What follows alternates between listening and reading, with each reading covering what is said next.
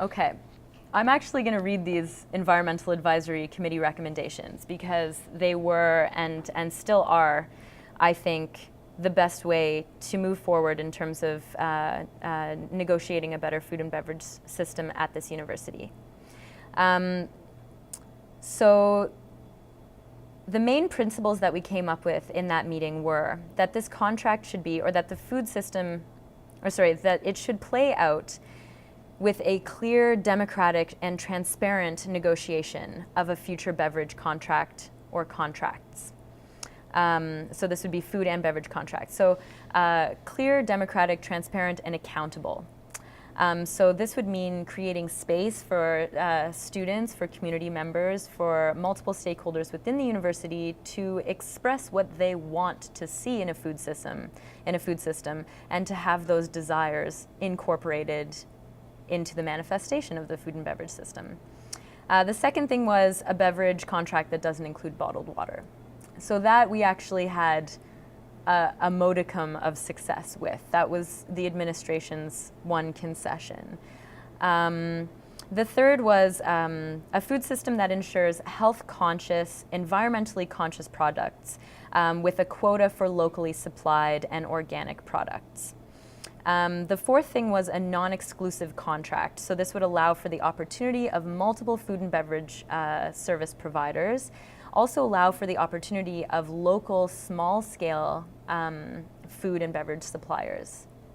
So to have food supplied, for example, by the Jardin de la Résistance, you know, if you could go to the cafeteria and have a salad with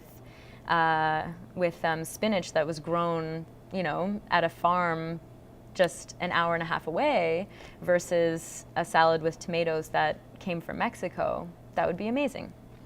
And the last thing, okay, so these objectives, so those were basically the objectives, or the outline for the objectives. So then the objectives that were approved for recommendation and actually put forward to the VP Services and to the Executive Director of Business and Financial Operations were no individually packaged bottled water or individually packaged water sold through any contract on campus, that the contracts would ensure health-conscious, environmentally and socially conscious products in keeping with the university's sustainability mandate as specified in the university's strategic plan, with 30% of all products supplied locally.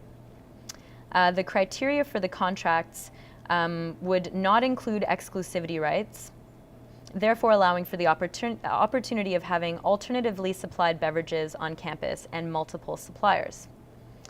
The negotiation of the contracts should be clear, democratic, and transparent as per Law 65.1, the Act respecting contracting by public bodies. So in this sense, we were also invoking Quebec legislation. So this law would imply that contracts would be open to bidding by multiple companies, that there would be criteria for prospective suppliers in the form of an RFP, and that criteria would be public information, that the selection process would be transparent, publicly available, and publicized, that the process would be fair, and that no one company would be favored over another. And those objectives were all passed, if my memory serves me, unanimously at the Environmental Advisory Committee level. So I still think that is the way to move forward.